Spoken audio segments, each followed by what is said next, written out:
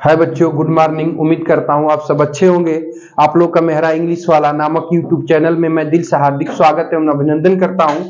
प्यारे बच्चे, तो पिछली वीडियो में हम लोगों ने देखा था जो है कि आर्टिकल के रूल्स को, डिफिनिट आर्टिकल द के यूज को। अब आज अगला रूल है कि द का प्रयोग वाद्य यंत्रों के नाम के पहले किया जाता है। वाद्य यंत्र का मतलब म्यूजिकल इंस्ट्रूमेंट, ठीक है, यानी जो संगीत में बजाने वाले यंत्र होते हैं उसी को म्यूजिकल इंस्ट्रूमेंट और हिंदी में वाद्य यंत्र बोला जाता है। तो जो प्रोसेस है तो कह रहा है कि द का प्रयोग वाद्य यंत्रों के नाम के पहले भी किया जाता है। ठीक है प्यारे बच्चे, ध्यान दीजिएगा। जैसे देखिए, जैसे तबला हो गया, हारमोनियम हो गया, गिटार हो गया, पियानो हो गया, बिंजू हो गया, फ्लूट हो गया, ईटीसी, ये सब किसके नाम है प्यारे बच्चे? तो ये सभी वाद्य यंत्रों के नाम है। बात को समझिएगा। अतः इनके नाम के पहले आर्टिकल द का प्रयोग किया जाएगा। ठीक है। अब देखिए, कह रहा है कि Sudhir can not play piano. Sudhir piano नहीं बजा सकता है। ठीक है। तो बाबू है क्या है? पियानो क्या है? म्यूजिकल इंस्ट्रूमेंट का नाम है। ठीक है। तो इसके पहले आर्टिकल द का इस्तेमाल यहाँ होना चाहिए। तो अब आर्टिकल द यहाँ नहीं लगा है तो वाक्य में एरर बता रहा है। और जब आर्टिकल द लगा लेंगे किसके पहले, तो आप लगाएंगे जो है कि पियानो के पहले। ठीक है बाबू। तो उस दशा में आपका द पियानो कर लेंगे तो तुरंत वाक्य क्या हो जाएगा? सही हो जाएगा। बातचीत समझ में आई? तो ठीक है प्यारे बच्चे, इसको नोट कर लीजिए। तो अगले रूल की तरफ बढ़ते हैं। ठीक है। हाँ, तो प्यारे बच्चे ध्यान दीजिएगा। अब जो इससे पहले हम लोगों ने देखा तो यही देखा, म्यूजिकल इंस्ट्रूमेंट यानी संगीत के वाद्य यंत्रों के नाम के पहले द का प्रयोग किया जाता है। ठीक है। लेकिन अब इस रूल्स नोट में कह रहा है प्यारे बच्चे कि अगर म्यूजिकल इंस्ट्रूमेंट, ध्यान दीजिएगा, यानी वाद्य यंत्रों के नाम का प्रयोग, समझिएगा, अगर काउंटेबल नाउन के रूप में कर देता है तो उस दशा में इनके पहले आवश्यकता अनुसार ए एन का प्रयोग भी किया जाता है। जैसे ध्यान दीजिएगा, कह रहा है कि राहुल हैज बॉट पियानो। ठीक है। Rahul has bought a piano, Rahul ने एक पियानो खरीदा है। ठीक है। तो अब यहाँ पहले जो पियानो था तो म्यूजिकल इंस्ट्रूमेंट के रूप में जब देख रहा था तो वहां पर वो अनकाउंटेबल नाउन था तो द का यूज किया, परंतु यहाँ कह रहा है कि राहुल ने पियानो खरीदा है तो अब यहाँ गिनतीवाचक संज्ञा के रूप में हो गया ना, काउंटेबल नाउन के रूप में हो गया। और जब काउंटेबल नाउन के रूप में हो गया तो आवश्यकता अनुसार इसके पहले ए का प्रयोग कर लिया गया। तो कहने का तात्पर्य कि म्यूजिकल इंस्ट्रूमेंट का प्रयोग अनकाउंटेबल नाउन के रूप में करेगा तो द आएगा, और जब काउंटेबल नाउन के रूप में कर देगा तो उस दशा में इसके पहले प्यारे बच्चे किसका प्रयोग करेंगे? तो आवश्यकता अनुसार एन का भी प्रयोग कर सकते हैं। ठीक है। नोट कर लो तो फिर आगे बढ़ते हैं प्यारे बच्चे। हाँ, तो प्यारे बच्चे ध्यान दीजिएगा। अब आगे हम लोग बढ़ रहे हैं तो देखिए अगले रूल में क्या कह रहा है कि जब किसी एडजेक्टिव का प्रयोग नाउन के रूप में कर दिया जाए तो एडजेक्टिव के पहले द का प्रयोग किया जाता है और वह प्लूरल फॉर्म में प्रयोग किया जाता है। यानी अगर कोई एडजेक्टिव है और उसका प्रयोग नाउन के रूप में किया है तो उस दशा में एडजेक्टिव के पहले आर्टिकल द का प्रयोग किया जाएगा, माने निश्चित रूप से किया जाएगा। बात को समझिएगा। और वह प्लूरल माना जाएगा। तो अब देखिए, जैसे देखो अब ध्यान से समझना, तनी बारीकी से समझना। देखो भाई, पुअर है, पुअर माने क्या होता है? गरीब। रिच माने क्या होता है? धनी। ब्लाइंड माने अंधा। डम माने गूंगा। लेम माने लंगड़ा। तो देखिए, जब पुअर का अर्थ गरीब निकाले, रिच का अर्थ सिर्फ धनी निकाले, ब्लाइंड का अर्थ सिर्फ अंधा, डम का गूंगा और लेम का लंगड़ा, तो जब इन शब्दों का इतना ही अर्थ निकाले तो ये शब्द स्वभाव से एडजेक्टिव है। अभी तक में इनका प्रयोग भी किस रूप में कर रहा है? तो एडजेक्टिव के रूप में ही कर रहा है। बात को समझिएगा। परंतु अब क्या करे बाबू कि हिंदी का जो वाक्य शब्द है, जैसे पुअर माने गरीब है, तो गरीब के साथ लोग शब्द को जोड़ दे। किसको जोड़ दे? लोग शब्द को। यानी गरीब लोग कह दे, या धनी लोग कह दे, ध्यान दीजिएगा, या अंधे लोग कह दे। बात को समझिएगा। ऐसे ही यहाँ गूंगे लोग कह दे, यहाँ पर लंगड़े लोग कह दे। तो जैसे ही लोग शब्द अब इन शब्दों के अर्थ के साथ जोड़ देगा तो तुरंत ही इन शब्दों का प्रयोग अब किस रूप में कर दिया प्यारे बच्चे? तो नाउन के रूप में कर दिया। बात को समझिएगा। देखिए, जैसे पुअर माने खाली गरीब कहता, रिच माने खाली धनी कहता, ब्लाइंड माने अंधा कहता, तो अब बस यहां तक तो ये एडजेक्टिव होते। परंतु जैसे ही हिंदी में इनके साथ लोग शब्द को जोड़ देता है तो उस दशा में ये शब्द तो एडजेक्टिव होते हैं परंतु इनका प्रयोग नाउन के रूप में कर देता है। किस रूप में? नाउन के रूप में। तो कब नाउन के रूप में किया? तो जब इनके हिंदी अर्थ में लोग शब्द को जोड़ा तब कर दिया। तो जब ये एडजेक्टिव थे परंतु इनका प्रयोग है किस रूप में हो गया? नाउन के रूप में। किस रूप में हो गया? नाउन के रूप में इन सभी का प्रयोग हो गया। बात को समझिएगा। ठीक है। और जैसे ही इनका प्रयोग बाबू नाउन के रूप में हुआ तो उस दशा में इन सभी शब्दों एडजेक्टिव के पहले आर्टिकल द का प्रयोग निश्चित रूप से किया जाएगा।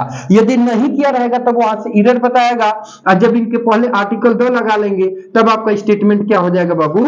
सही हो जाएगा। अब देखिए एक चीज और है, अगर इनके चलिए हिंदी मीनिंग की बात करेंगे तो देखिए गरीब लोग का मतलब poor people, rich people, blind people, dumb people और लेम पीपुल, लंगड़े लोग। ठीक है प्यारे बच्चे, तो अब तो ये हो गया कि अगर किसी एडजेक्टिव का प्रयोग नाउन के रूप में किया है तो कैसे जानेंगे कि नाउन के रूप में किया है, तो हिंदी अर्थवा में लोग शब्द को जोड़कर बोलेगा तो नाउन के रूप में हो गया। और जब नाउन के रूप में किया है तो उस दशा में एडजेक्टिव के पहले आप द का प्रयोग करेंगे। ठीक है, अब दूसरी बात बाबू कि इस दशा में सभी आपके क्या है भैया, तो ये सभी आपके प्लूरल है। क्या है बाबू, प्लूरल है। अगर इनका प्रयोग किसी वाक्य के सब्जेक्ट के रूप में करता है तो इनके साथ प्लूरल वर्ब का प्रयोग किया जाएगा। बात समझ में आई? अब देखिए ध्यान से समझिएगा।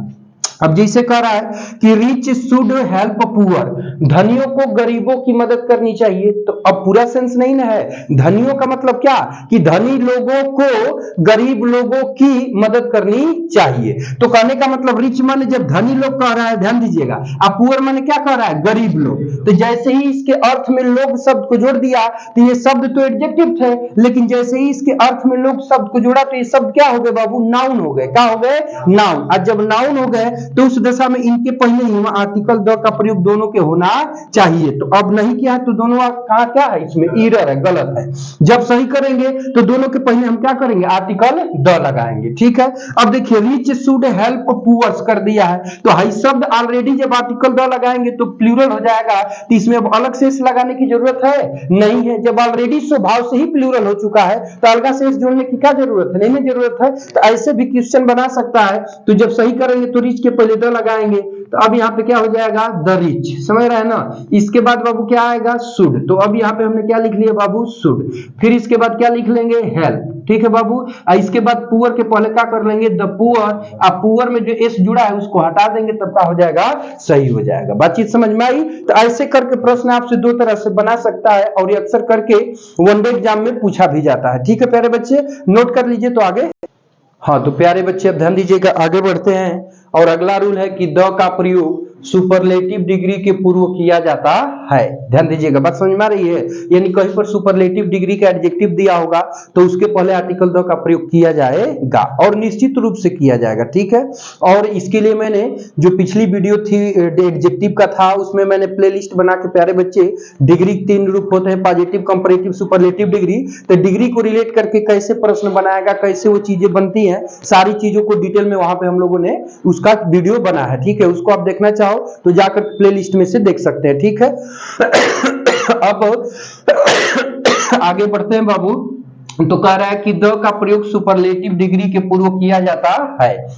तो देखिए कह रहा है कि ए टॉलेस्ट मैन। ठीक है, तो हाई टॉलेस्ट क्या है प्यारे बच्चे, सुपरलेटिव डिग्री का एडजेक्टिव है। क्या है, सुपरलेटिव डिग्री का एडजेक्टिव है। तो जब सुपरलेटिव डिग्री का एडजेक्टिव है तो इसके पहले आर्टिकल द का इस्तेमाल होना चाहिए। तो इस्तेमाल किसका किया है, ए का, तो गलत है। इसके पहले जब आप द लगा दोगे तब क्या हो जाएगा, सही हो जाएगा। ऐसे ही ए फास्टेस्ट ट्रेन है तो फास्टेस्ट किस डिग्री का एडजेक्टिव है बाबू, तो ये सुपरलेटिव डिग्री का एडजेक्टिव है। ठीक है, और जब ये सुपरलेटिव डिग्री का एडजेक्टिव है तो इस दशा में इसके पहले द का इस्तेमाल होना चाहिए। तो इस्तेमाल किसका किया है, ए का। तो अब ये एरर है, और जब सही करेंगे तो ए को हटा देंगे, इसकी जगह पे क्या लगा लेंगे, द, तब आपका स्टेटमेंट क्या हो जाएगा, सही हो जाएगा। ठीक है, अब देखिए एक पॉइंट और ध्यान दीजिएगा, नोट करके देखिए। एक सुपरलेटिव डिग्री का एडजेक्टिव है मोस्ट। ठीक है, मोस्ट का दो अर्थ होता है। पहला अर्थ तो बहुत का लिया जाता है, तो जब मोस्ट का अर्थ बहुत के सेंस मिलेगा, जब मोस्ट का अर्थ बहुत के सेंस मिलेगा तो उस दशा में मोस्ट के पहले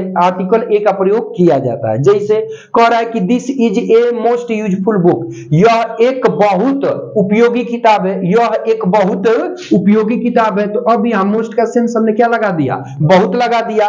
तो अब तो this is a most useful book, यह एक बहुत उपयोगी किताब है। तो मोस्ट का सेंस जैसे ही हमने बहुत लगाया तो उस दशा में इसके पहले किसका प्रयोग हो गया, ए का। बातचीत समझ आ रही है? तो इसको याद रखिएगा कि मोस्ट का जब प्रयोग बहुत के अर्थ में करेगा तो उस दशा में मोस्ट सुपरलेटिव डिग्री है, लेकिन इसके पहले ए का प्रयोग किया जाएगा। अब दूसरा यूज होता है कि मोस्ट माने अधिकांश का भी सेंस लिया जाता है। तो जब मोस्ट का अर्थ अधिकांश ले लेगा तो उस दशा में मोस्ट के पहले नो यूज ऑफ आर्टिकल, मतलब किसी आर्टिकल का प्रयोग नहीं करेंगे। ए एंड द में से किसी का भी यूज हम नहीं करेंगे। जैसे ध्यान दीजिएगा, कह रहा है कि the oblique a most girls are beautiful, मतलब अधिकांश लड़कियां क्या होती हैं, सुंदर होती हैं। ठीक है, तो अब भाई मोस्ट का अर्थ किस सेंस में लिया जा रहा है प्यारे बच्चे, तो अधिकांश के सेंस में लिया जा रहा है। और जब अधिकांश के सेंस में ले लिया गया तो उस दशा में नो यूज ऑफ आर्टिकल, यानी इसके पहले है कोनो आर्टिकल का प्रयोग नहीं होना चाहिए। तो अब किया है तो क्या है प्यारे बच्चे, गलत है। यहाँ से ए और द दोनों को हटाएंगे, यानी मोस्ट गर्ल्स बस कर लेंगे तो तुरंत हमारा स्टेटमेंट क्या हो जाएगा, सही हो जाएगा। बातचीत समझ में आई? तो इसको ध्यान दीजिएगा, यहाँ से दो तरह से रिलेट करके क्वेश्चन बना देगा और यहाँ पर आपका यूज द का करके गलत दिखा देगा, और यहाँ पर ए द और ए दोनों का यूज करके गलत दिखा सकता है। तो दोनों पॉइंट को जानते रहना, ठीक है प्यारे बच्चे, नोट कर लो। तो हाँ तो प्यारे बच्चे देखिए, बस आज के लिए इतना ही रहने देते हैं क्योंकि टाइम का अभाव है, इसलिए अब एक चीज और हमको जरूर बताइएगा कि ये हमारा जो है कि वीडियो कैसा लग रहा है, इंफॉर्मेटिव लग रहा है तो एक कमेंट जरूर करिएगा, और नॉन इंफॉर्मेटिव लग रहा है तो वो भी कमेंट करके बताइएगा, ठीक है। जरूरत के अनुसार परिवर्तन किया जाएगा प्यारे बच्चे। और देखिए मैं रेगुलर एकदम क्रमवार तरीके से पूरा होल सिलेबस का वीडियो बना के आप लोग को उपलब्ध कराऊंगा, बात को ध्यान दीजिएगा, ठीक है। तो प्यारे बच्चे मिलते हैं नेक्स्ट वीडियो में, तब तक के लिए टेक केयर, बाय बाय। हाँ प्यारे बच्चे एक बात और कि यदि आप हमारे चैनल पे नए हैं तो चैनल को सब्सक्राइब करें ताकि ऐसे इंफॉर्मेटिव वीडियो मिलता रहे, और अपने दोस्तों मित्रों के यहाँ इसको शेयर भी करें। Take care, bye.